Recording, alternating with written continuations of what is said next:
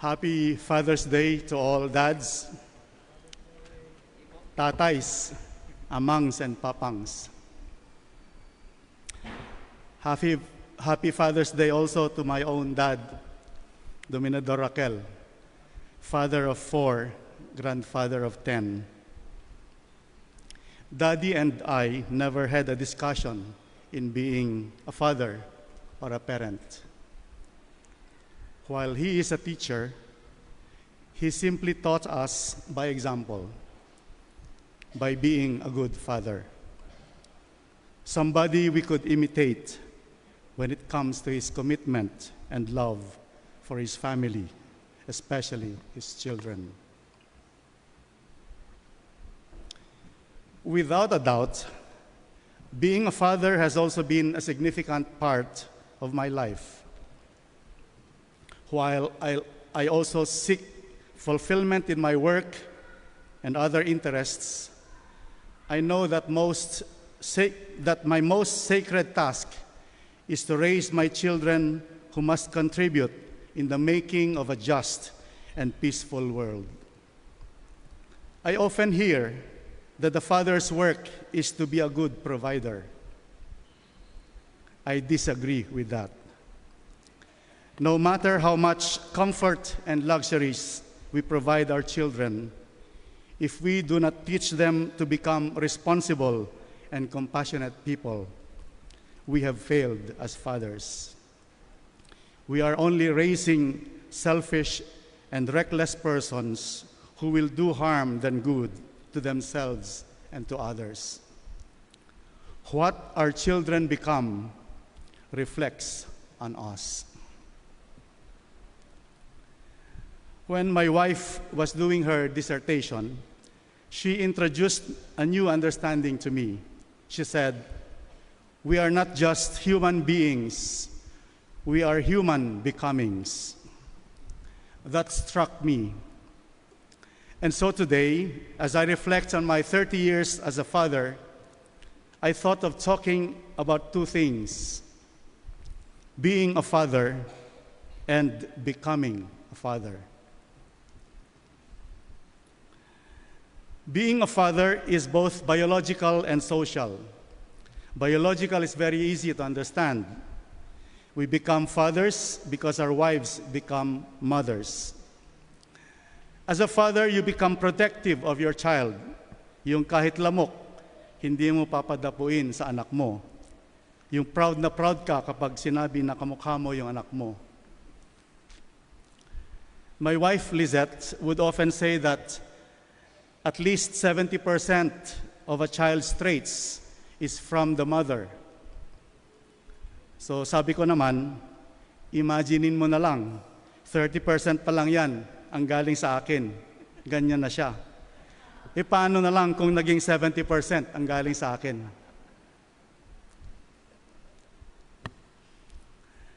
Being a father is also about continuing our families. Therefore, being a father is a biological phenomenon, but being is also has also a social dimension. Because when we become fathers, we also expand the family as a social unit. Our parents become grandparents. Our siblings become aunties and uncles. Their children and our children become cousins. There is an expansion and continuation of families. Families are parts of a larger structure of society. They say that the basic unit of a society is a family. It is in the family that values are formed. Therefore, being a father is tantamount to signing a social contract, a social responsibility. One of the popular scripture texts we hear repeatedly is Proverbs 22, verse 6. Train up a child in the way he should go, so that when he is old, he will not depart from it. This training happens in the family, and it is a lifelong process. I started running a few years ago for health reasons. I never thought I would be able to influence Noah to run as well.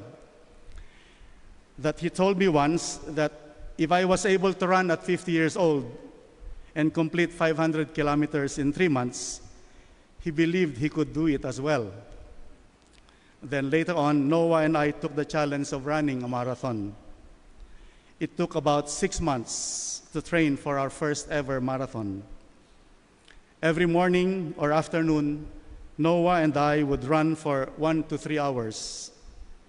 This was very hard training, but it was also something we enjoyed as a father and son. And last year, we finished running 42 kilometers together with a time of 5 hours and 25 minutes.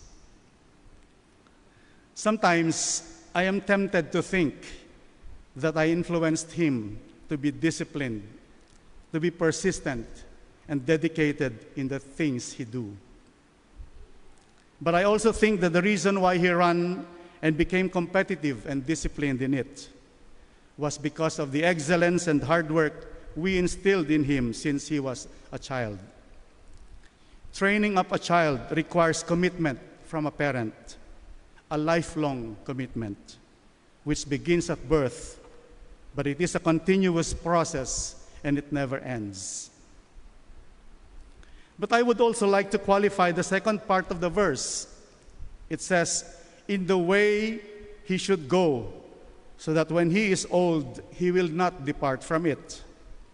How do I understand this? I think it is not about showing authority and having control as a father. It is not about having a list of rules, do's and don'ts, which must be obeyed or they will be punished. Rather, it is teaching them values, ethics, and principles that are about kindness and solidarity, justice, and common good, so that our children and all people can live to their full potential and have a shared future in a society where there is genuine and lasting peace. A part of being a biological and a social act, being a father must be an intentional act. I think the key word here is intentional. We cannot raise them, accompany them, or get to know our children, for that matter, until we are intentionally present for them and engage them. Deuteronomy 6, verses 4 to 9 reads, love the Lord your God with all your heart and with all your soul and with all your strength. These commandments that I give you today are to be in your hearts. Impress them on your children. Talk about them when you sit at home and when you walk along the road, when you lie down and when you get up. Tie them as symbols in your hands and bind them on your foreheads. Write them on the door frames of your houses and on your gates. When we intentionally get to know our children, we can teach them because they trust us. When we do not intentionally spend time with them, we become strangers to each other, and we are not able to build trust. Being a father is biological, social, and intentional. In a way, it is about the roles and expectations on the father and on human beings. But we do not stop at being a father. If we are truly committed to journey with our children, we must grow with them. Thus, becoming a father is allowing our children to transform as we transform them.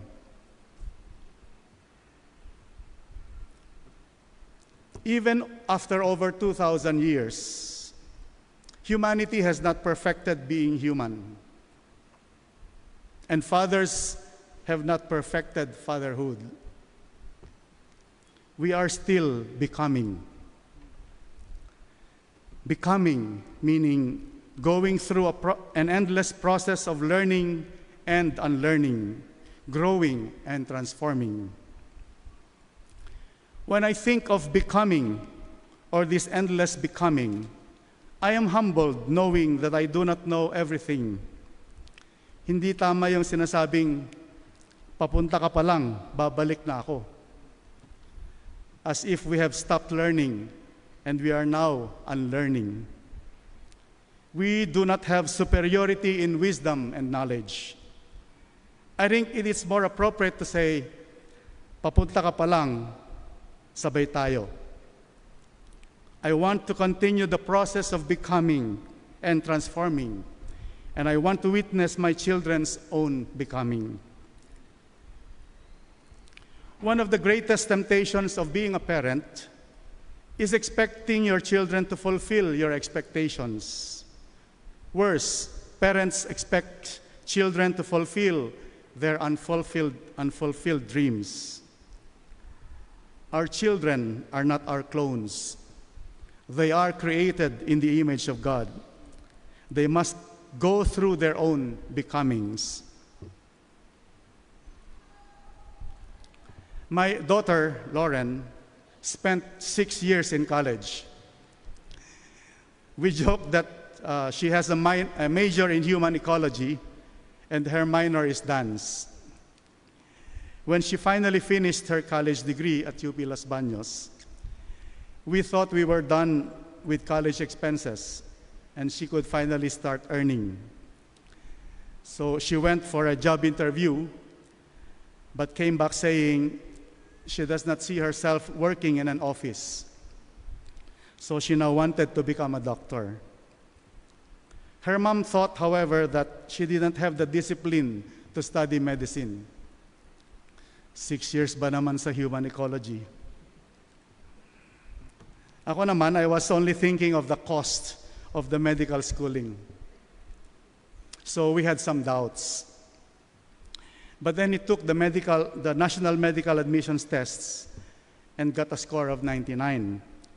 So she went to school again, earned her medical degree, and passed the board just last year. And she is still becoming. Earlier I said, becoming is humbling. But I think, more importantly, becoming is empowering. Becoming is a movement towards creating new possibilities and new creations. But becoming is not assured.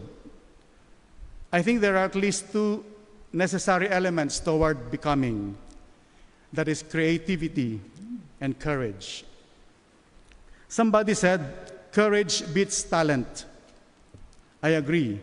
You may have a lot of talent, but if you don't have the courage to use it, exhibit it so that others can experience it, and allow yourself to be vulnerable to the response of others, that talent will have no value. The first step in becoming is having the courage to become, to make things possible. But courage does not come from education, or how you look, or your social class. Maybe it gives some added confidence. But from my own childhood and in the lives of my children, courage is built up in the home by fathers and mothers. It is years of helping children believe in themselves, allowing them to fall and make mistakes, and to help them rise up and try to do better again and again. It is about positive reinforcement, rewarding positive behavior so that they will repeat it. When we believe in children, they believe in themselves so that they have courage for the future and the courage for infinite becomings. The second ingredient in becoming is creativity. Without creativity, we will still be in the stone and the dinosaur age. There is creativity in all of us. But there are times when we are held back by traditions, beliefs, and society itself. Creativity is an ingredient for becoming. It compels us to give space for even the unknown, even the impossible. Creativity, after all, is an act of God at the beginning of creation, and it is continuing even today. When I was a teenager, I learned two instruments, the guitar and the drums. Medyo sikat kami noon sa high school, sa Thoburn Memorial Academy. At pati dito rin sa Central, when we pioneered the church band. Combo pa yata ang tawag noon. I also taught Lauren and Noah the basics of playing the guitar. Pero ngayon, Noah makes music from the sound of water, bread, and the barking of our dogs, and practically anything. The way he produces music today is so different from the way we used to make music as a band. Every time we see his new music video, we say that he is a genius. His creativity is beyond our imagination. I grew up in the province, so I had a very conservative view about relationships.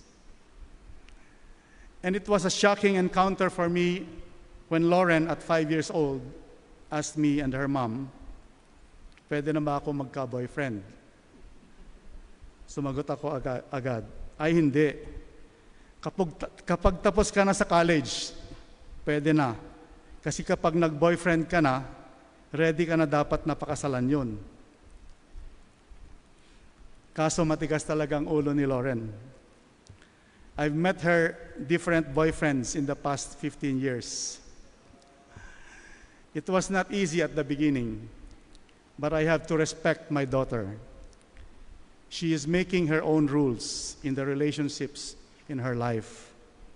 And we give her space because it is her life. I think that is also part of creativity, giving space for new ways of doing, instead of imposing rules that we grew up with and have followed in our own lives. The world is so different from what it was even 20 years ago. Women and girls are more empowered. I think this is the individual and collective work of women, and knowing that my daughter contributes to it and benefits from it gives me hope. Creativity towards becoming as individuals, as a society, and in the world is both a gift and a burden. My only reminder to my children is to create goodness in the world. Let me sum up what I have shared this morning. Being a father is a biological, social, and intentional act. This is the minimum, as it is about being a responsible part of a system and a community that upholds the family as the basic unit in society. Becoming fathers, on the other hand, is about nurturing courage and creativity in our children to help them create new possibilities for themselves, for their fellow human beings, and for this world. Finally, our children do not exist in a bubble where, for as long as we are able to protect and empower them, they will live good lives. The reality is, we all live in a society where there is a lot of danger and suffering. Other fathers, their children, and their families are suffering in situations of war, in extreme poverty, and in climate disasters. In Palestine, Ukraine, Sudan, and even in the rural and urban areas in the Philippines. Apart from being and becoming fathers, we must use whatever influence and power we have to create a just and a peaceful world for the future of the generations to come. This, I think, is the demand of the divine, who to many of us are God the Father. Amen. Wow, very powerful message. Thank you, Brother Norman. Let's now